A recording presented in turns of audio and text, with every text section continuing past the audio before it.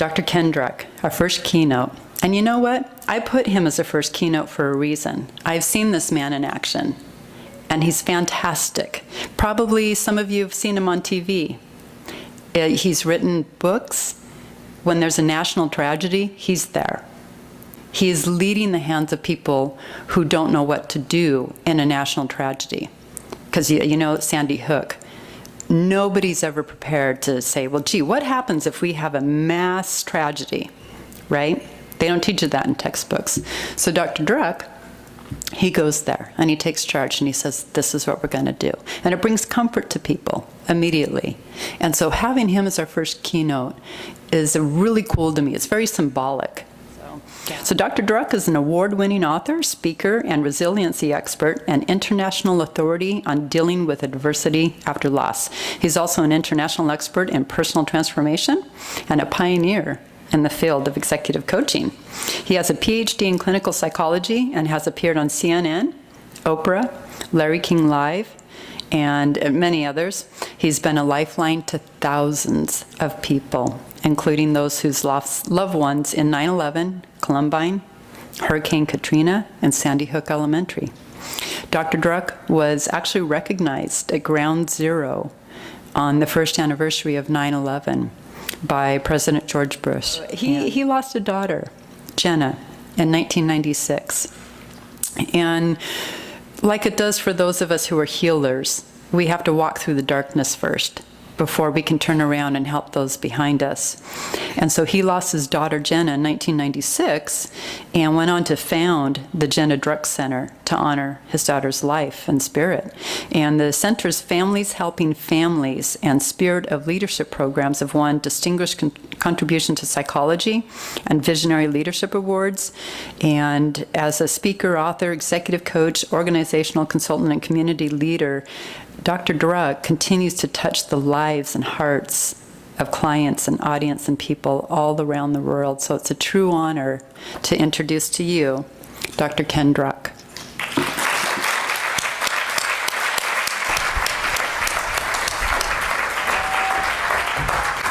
Thank you, Lynda. Okay, the visionary doesn't get to walk away yet. Huh? The needle moves in this world because of visionary leaders. We all know that. Somebody has to stand up. Somebody has to hold a vision. And, you know, there are life's terms and there are terms. We have these grand visions for what's going to happen. All of us can relate to that, especially those of us who are standing in the ashes of Plan A right now. We're standing in the ashes, perhaps, of Plan A. And we've just begun Plan B, which is going to be one of the most intimate and healing and inspiring times of all of our lives, because we're going to stand with each other, each one of us. And, you know, as you said, Lynda, I spent a lot of time thinking about the alchemy of transforming adversity into a personal and spiritual deepening, into even opportunity. How do we do that? And I'm going to talk to you about that in a second. But the most important thing is that we're going to manifest it together. Because the way we're going to transform the thought of empty seats is to think about the fullness that we're going to create and the healing that we're going to be creating the next couple of days in each other's hearts. Some of us are going to become lifelong friends. The teachers aren't only the people that are going to be standing up on this podium. You are the teachers. Every single person here. Your presence is an act of courage and faith. Together we summon the courage, faith, understanding, and strength to stand, to walk through adversity. Because that which starts as love, that becomes unspeakable sorrow, seeks to become love again. And Lynda's already created the path for that to happen. So let's acknowledge Lynda. Then you'll hear me talk for a few minutes, please. Thank you.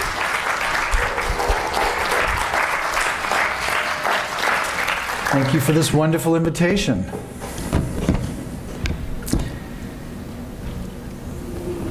It's an interesting question. How do we start? How do we start our gathering?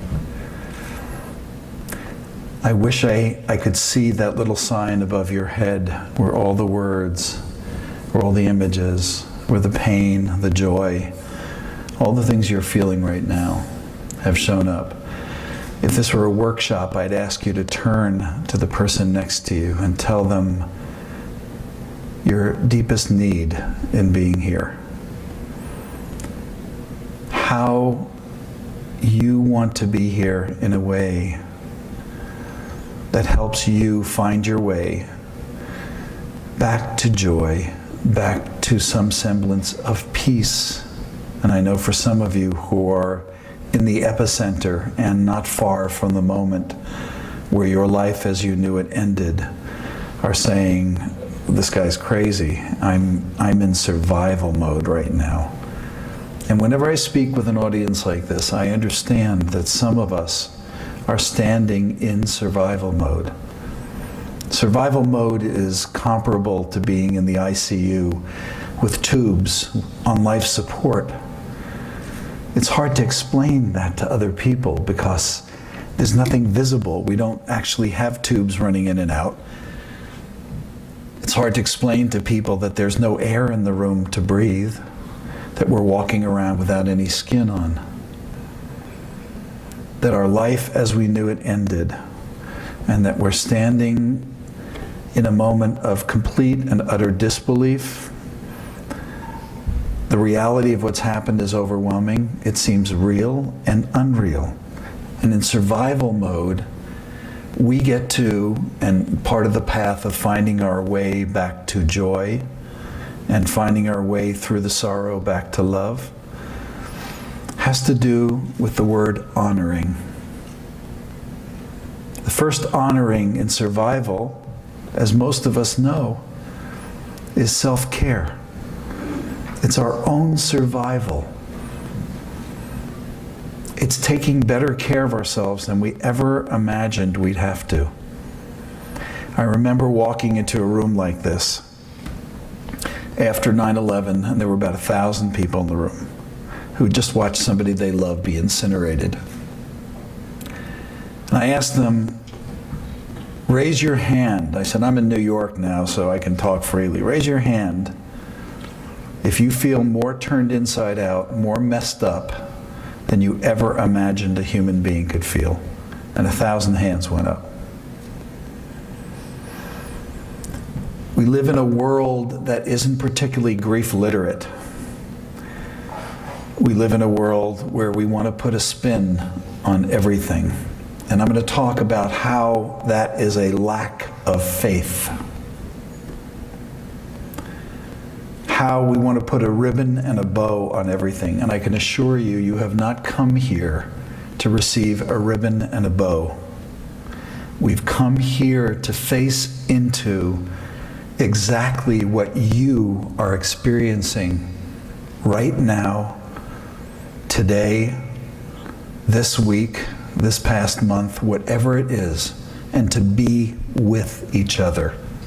But the first honoring is our own self-care. So for some of you, being here is an expression of self-care.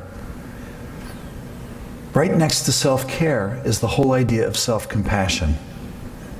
Each one of us has developed habits of how we talk to ourselves.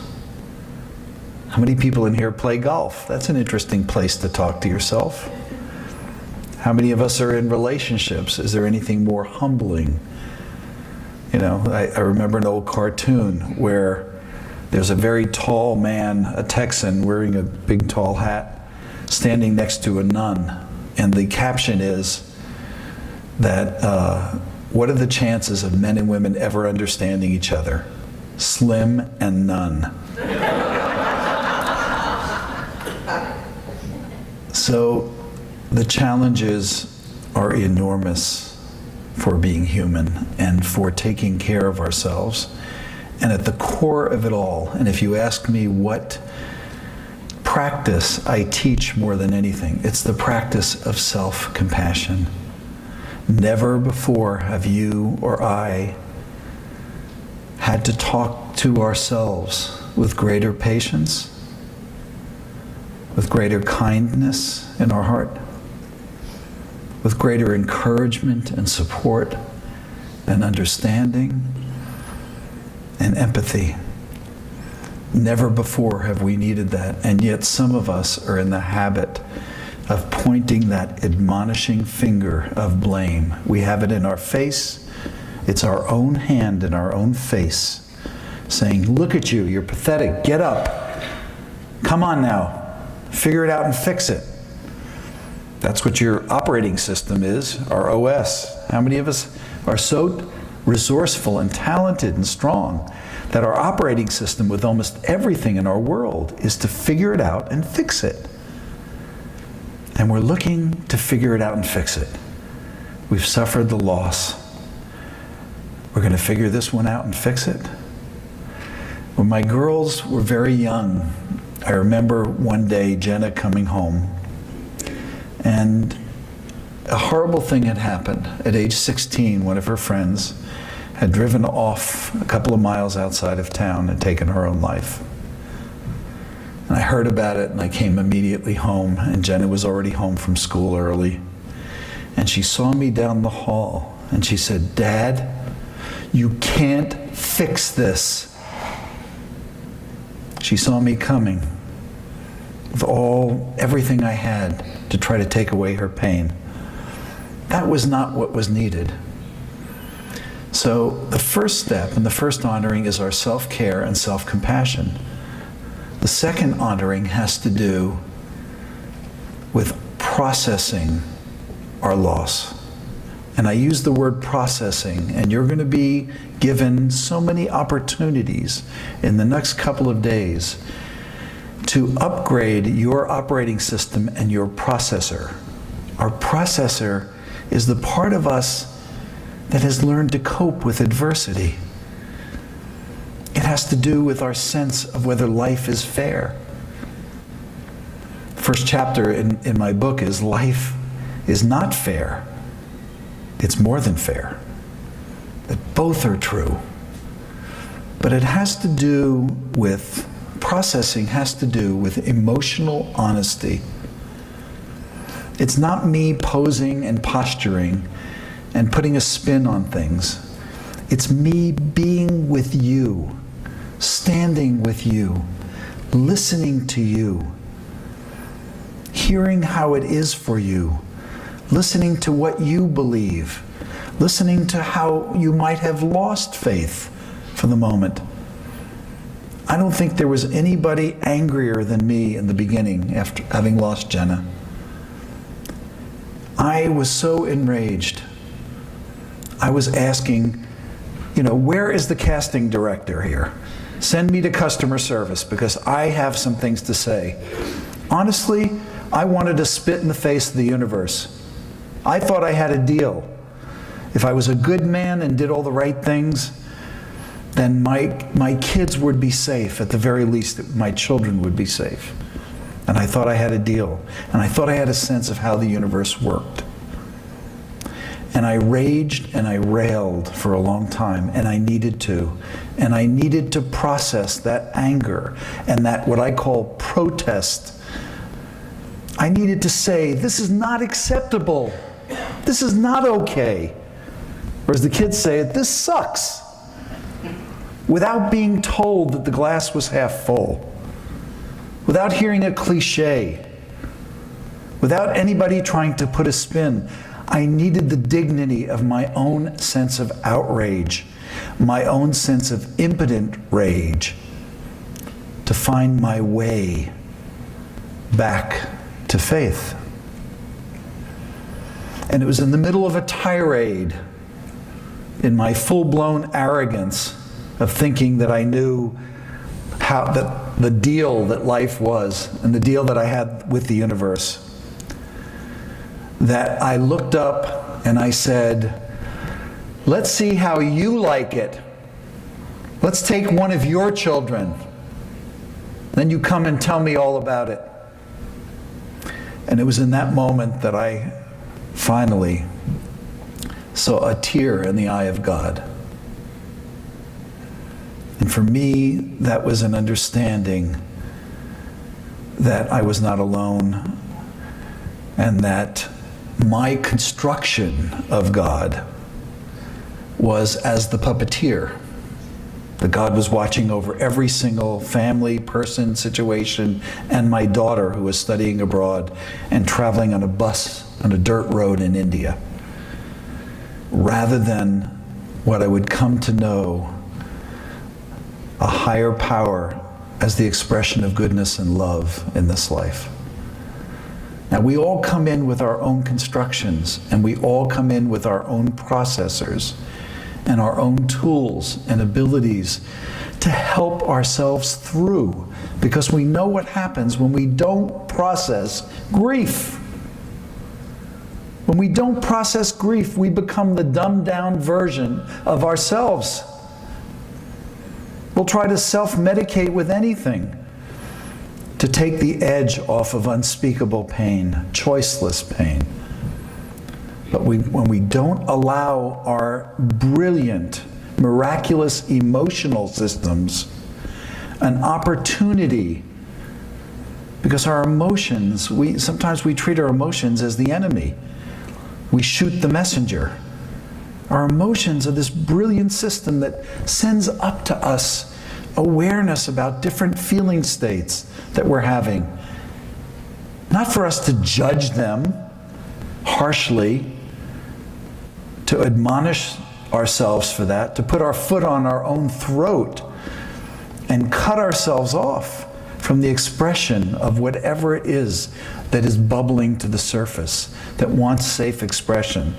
And my prayer for our gathering the next 3 days is that we create this judgment-free zone where it is safe for us to say and speak about our lostness, our unknowingness,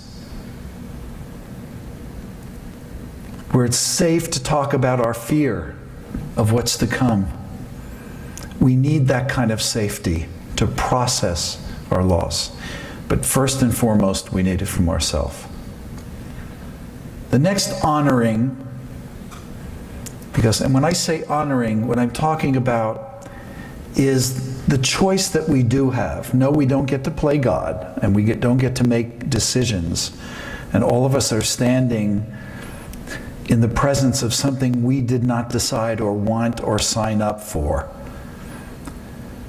But when tragedy strikes our lives and our families and we suffer losses, and I love that Lynda talked about living losses, like having a child who's strung out on drugs or alcohol, like undergoing a painful breakup of a relationship, like being diagnosed with something that's terrifying, or even like having a child who's deployed in Afghanistan, or a family member who's been incarcerated. It could be anything. There are infinite living losses. I experienced one today, because as I landed in the airport in Dallas, my phone had 18 messages on it. My family was trying to get a hold of me because my 92, almost 93-year-old mother had what they thought was a stroke and had been raced to the hospital. And just before, Lynda was standing with me and my beloved Lisette, and we were standing, and I got a message from my daughter Steffi that she's okay and she's stable and she's doing well now. So thank you. But this is life. This is the package deal. Infinite joy, miracles around us. We're standing in a miracle right now. The road to Indianapolis, to finding our way back to some semblance of peace and joy and understanding and faith and strength. My daughter used to call it strength of heart. So, processing is going to be a big part of what we do, and let's make it safe. The next honoring is to do something good in their name. Sometimes that's just lighting a candle once a year. Sometimes, if you're a basic maniac, like many of the people in this audience, your speakers and many of you who we haven't introduced yet, you've taken on an extraordinary task. You are doing something, you're not only doing something good in the name of the child or loved one that you've lost, you've taken on a ministry. You've taken on something in a world that is not particularly grief literate, where the thought police are out watching you. What's this stuff about heaven? Who's this guy? He becomes a suspect right away. And what are you singing about there? You know, the thought police are all around.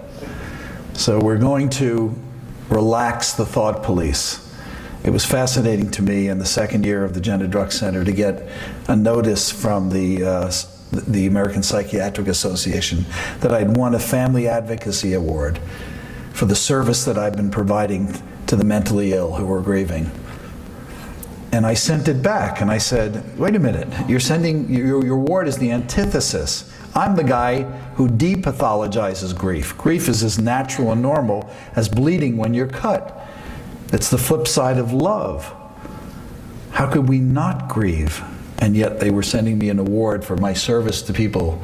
They had already pathologized the whole thing. We sent it back and they did change the award. But let's get back to honoring that has to do with paying it forward. What will your trip to the bottom of pain produce?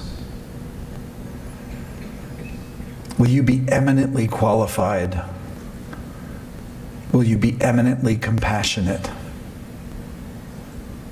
Will you be eminently safe to be in the presence of somebody who's hurting? Because rather than doing any number of things that don't work, we have a list of the do's and don'ts of grief support. Rather than doing the don'ts, you do the do's. You stand with. You show listening. You don't sit there judging in your head. You make it safe. You are a safe, healing presence for another person. No matter what they feel and believe, and you have faith in them, that they have it within themselves to rise up out of the ashes, to summon the strength. Doesn't life, whether we're turning 30, 40, 50, 60, 70, whether we've suffered a loss, whether we are undergoing a tremendous change in our life, doesn't life challenge us to upgrade our operating system, to download some new software and get a couple of apps that make us the stronger, more courageous version of us? Doesn't life challenge us? And how do we summon that? Well, we've talked about that. We process. We do good things in their name. And doing those things, we stand in a moment sometimes of deep gratitude for the blessings, gifts, and miracles that are still so much a part of our life, and for the ability to pay it forward, for the ability to help other people, because we've been to the bottom of pain and we wish we didn't know what we know, but we know it and we're going to use it in the world. The fourth honoring, to embody their essence, qualities that they possessed. I stood this last weekend. I had such great plans for the weekend. You know, it sounds so trivial. I'm back in some parts of the normal world. I'm actually carrying, the baseball season started, and for the first time in 30 years, San Diego has a decent baseball team. So I've gotten preoccupied. It's my new distraction. Lisette hates it. No, you love it. We did go to opening game. But it's my new, it's my little diversion. And I had all kinds of plans for the weekend until the phone rang, and many of you can relate to this. And it was a family. And they were in their first moments, having just gotten a visit to their front door by the coroner's office, that their 23-year-old son had taken his own life. That's what I did last weekend. With about 30 people came over to the house, and we had what I call a family council meeting. And we just make it safe for everybody to say what was going on, and we ask questions like, if you were to embody some aspect of this wonderful, beautiful young man, if you were to embody some aspect of his presence, of his spirit, what would that be? If you were to internalize that to become the better version of you, what would that be? And I invite you to ask the same question of the person that you've lost. How could I honor Jenna by embodying her kindness, her fierce determination, her enthusiasm for life? When I grow up, I want more of those things, and I've learned from her. And she's with me all the time in that sense. And when I say she's with me, I want you to understand that, and this is going to come up over and over again over the next couple of days, because we're going to be invited to live in an either-or world. Well, are they in heaven or are they not in heaven? Well, is there a third alternative? How about both are true?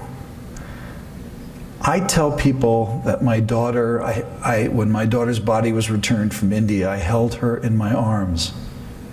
And I told people that if you can do that, you can do anything in the world. And she was gone.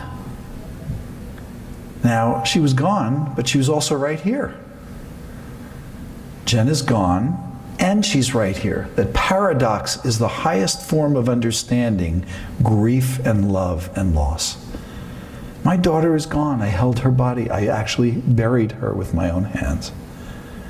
And she's right here. If you look into my eyes, you will sense her presence. I wear a pendant around my neck. The Hebrew word hineni means, here I am. I am here. It's the presence of spirit. She's gone. The phone doesn't ring. She doesn't come home. She doesn't visit. Her life has not continued. And she's right here. And sometimes the intimacy of her presence is even overwhelming. It's like, Dad, I know this is hard for you. I know it's difficult. You have all these filters. But please feel my love and my presence. Please allow yourself. The thought police aren't here. It's safe. Please feel my love and my presence. Please speak to me. Please hear me. And as she used to say as a little girl, be with, Daddy, be with. Just be that presence. Quiet all the noise. And isn't stillness and mindfulness and quiet and contemplation something that we can all be, even enhance and pick up? Because I know some of the speakers are going to be talking about that. There's such an amazing menu of opportunities and tools and teachings and sharings. And I am hoping that we all do have a chance to talk at length with one another. So, here we are in launch mode. Here we are beginning a couple of days together. And I really do want to encourage you, because a lot of what's going to be happening the next couple of days is going to be very interactive. Okay? So we are the Healing Circle.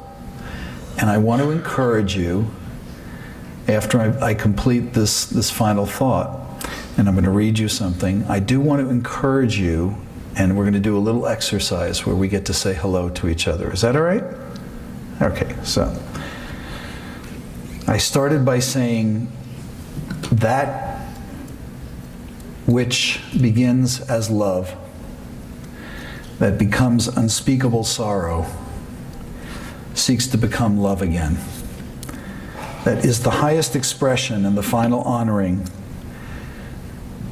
That we live out our lives as an expression of our love for them, rather than as an expression of our despair over how they died, or that they died.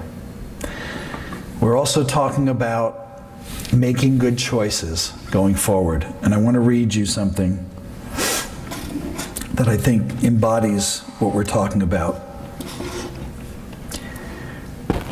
Early one morning 15 years ago, I drove my daughter Jenna to the airport where she was flying to meet her semester at sea study abroad program.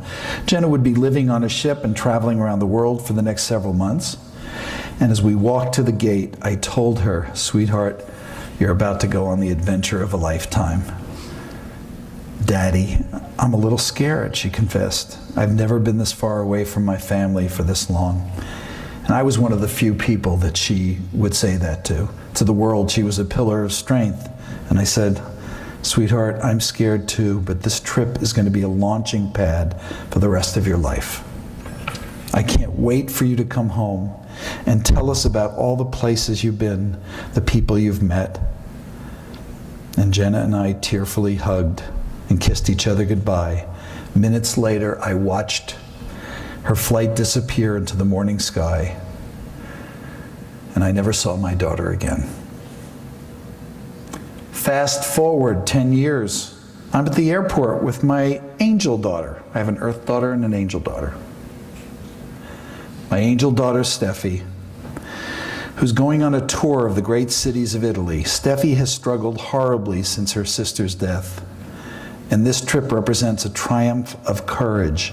It's everything in my power to hold back tears, knowing the assurances I'd given her sister were empty promises. My heart is tied in knots. Steffi may be going on the trip of her lifetime, but I can't say so. I can't even say she's going to come home. All I can do is hope, pray, and manage to say, "Have a great time, sweetheart. And please come home safe. I love you so much." Steffi knew what I was thinking. She gave me a reassuring smile, hugged me extra tight, and reassured me, "Daddy, everything's going to be okay." Steffi's plane soon disappeared into the morning sky, and I walked slowly to the car. Closing the door, the tears came. I had sent another precious daughter out into the world. Like Jenna, she would be at the mercy of forces beyond my understanding or control. Fate, luck, gravity, karma, I really didn't care. All I wanted was my daughter back home. 10 days and 3 hours later, Steffi's flight landed safely back in San Diego, and we cried tears of joy and talked for hours about her many adventures. That night, as I got into bed and turned on the evening news, I could breathe a sigh of relief. I watched TV as the wives and husbands, parents and kids of men and women leaving for the Middle East said goodbye. My heart ached for them, knowing that some of them would not come home. The families of those brave men and women they were sending into the world were at the mercy of life's terms, and they would not be breathing for quite some time. It's on each one of us to make a choice and to make good choices. The good choices, as far as I'm concerned, have to do with self-care and self-compassion. You treating yourself with kindness, with gentleness, with patience and understanding, and having faith in yourself that you will somehow find the capacity to summon the courage you need, the strength you need to go forward in your life, to write new chapters in your life. And this, I'm hoping that this is part of a new chapter. Your time here, you begin to write those new chapters. The second choice has to do with doing something good in their name,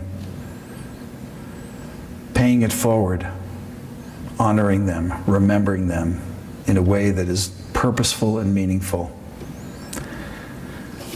Embodying some aspect of their spirit, of their essence, of their beauty, of what they brought and what they embodied, and embodying it ourselves. These are all things, and there's so many more that are going to be on the menu the next couple of days. These are all things, these are all good choices. And of course, processing, being emotionally honest, and creating safety in the presence of other people so that we can honestly talk about how we're doing.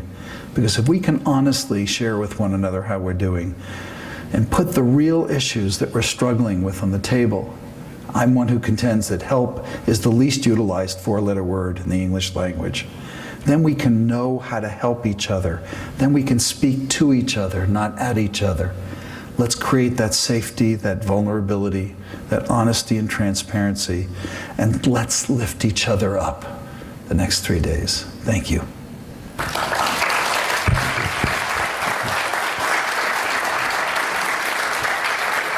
Thank you. Okay, thank you so much. I want to give you an opportunity just for a second. Is this okay, Lynda? Just take a minute? Okay.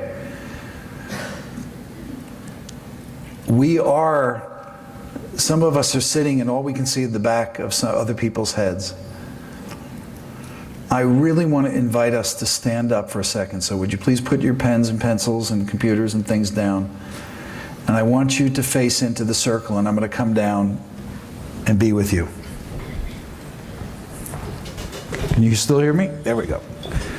So let's face in so you can see everybody's face in the room.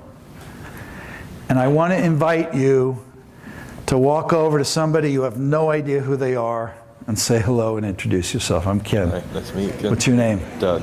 Doug. Can I give you a hug? Yeah. Thank you. Don't hesitate to ask them if you can give them a hug. Break the ice. We are a family the next 3 days. Let's start getting to know each other. Hey, what a beautiful smile you have. I love your book. Thank you so much. You've helped me so Thank you much. so much. Well, Thank it's you. my daughter as well. So I'm so sorry. I What's your actually daughter's bought name? Emily. Emily. What a beautiful I name. bought an extra book and gave it to my ex-husband. Oh, that's a beautiful gift. That's beautiful. Very well written. Thank you so much. We'll talk and we'll have a chance. So, if you're a kind of person that's still standing where you were standing, move a little bit. Come on, get it. Everybody stick their toe in the pool here. We're all hurting. You're amazing. Thank you. Thank you. Thank you. Thank you so much. Thank you. Thank you. Hey, the Spartans are here. Yay. So good to see you. Hi, I'm Katie. And what's your name? Kim. Kim. Hello. Doreen. Doreen, so good to meet you. And who are these wonderful people back here?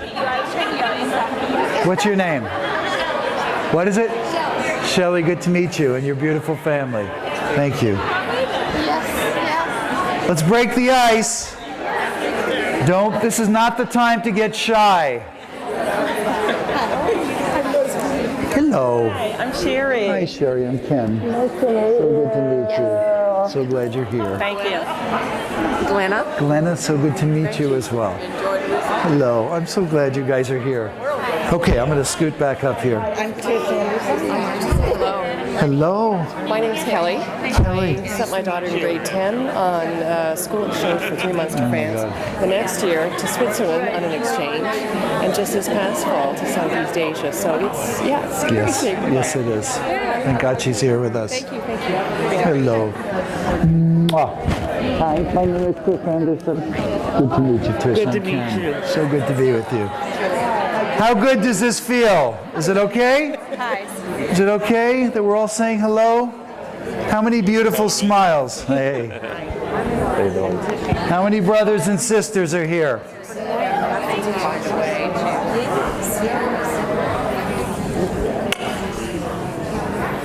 If you have a smooch, give it away.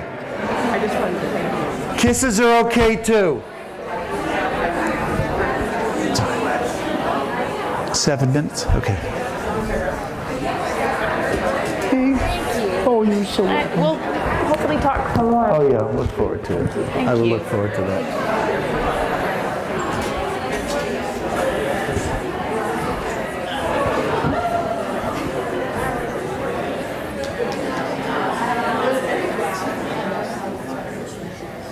What a smoochy group.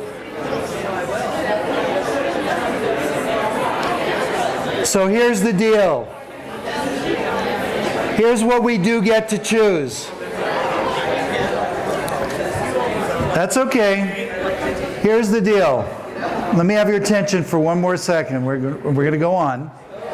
Here's the deal. Heart broken open. Heart broken open.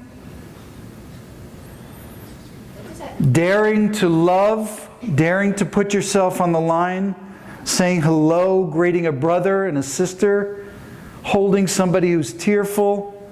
Heart broken open, or heart broken closed, where we become smaller and we contract around our pain and we disappear and we evaporate. Heart broken open. What are we going to do the next couple of days? Let's keep our broken hearts open. Let's open them even wider. Sound like a plan? Okay.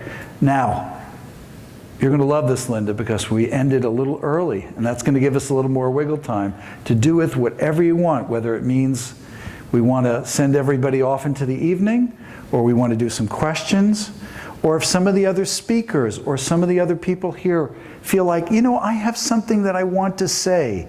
This has elicited in me something that I wish to share or I wish to say. This is our space to use as we wish, yes? Okay. So is anybody inspired to say anything? Are you inspired? Do you think this is a good time to wind down? What's the call? So, okay. So we've got a few minutes. How about if we take a break? All right. And several of you have asked, and I have some book fans here. Several of you have asked, and I do have books in the back corner, and I'm willing to sign them if you would like a copy or a CD of the Healing Your Life After the Loss of a Loved One. So if you want to spend some of the time, come back and visit, say hello, ask a question, that's great. But we've got a wonderful, wonderful next chapter. So get whatever you need for a few minutes, come back, and we'll go again, yes? Okay.